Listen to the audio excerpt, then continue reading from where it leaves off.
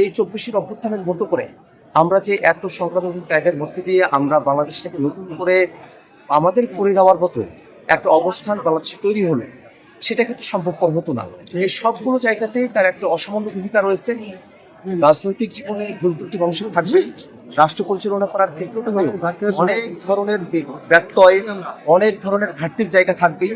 কিন্তু রাজনীতিতে সঠিক সিদ্ধান্ত গ্রহণ করা, বিশেষত ফেসিবাদের সময়কালে, এবং নিজের দল অস্তিত্বহীন হয়ে যেতে পারে এমন একটা সময়েও নিজে মারা যেতে পারেন, নিজে শেষ হয়ে যেতে পারেন, তাকে জেলখানায় পরিবর্তন হতে পারে এমন একটা সময়টা তো যিনি এই সিদ্ধান্ত গ্রহণ করতে পেরেছিলেন, তার জন্য আমরা তার কাছে কৃতজ্ঞতা জানাই।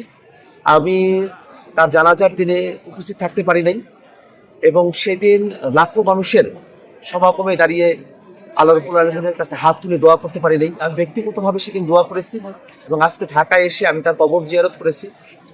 আমি মনে করি যে বাংলাদেশের মানুষেরা, আমি দেখছি এখানে রাজনৈতিক মানুষেরা না, যারা হয়তো বিএনপি রাজনীতিও করেন না, কিন্তু সাধারণ মানুষ যার এই 16টা বছর ধরে খালেদা জিয়ার সংগ্রামটা দেখেছেন, হয়তো যারা আমাদের মতো তরুণ না, যারা একটু প্রাজ্ঞ, তারা হয়তো অতীতের সংগ্রামটাও দেখেছেন।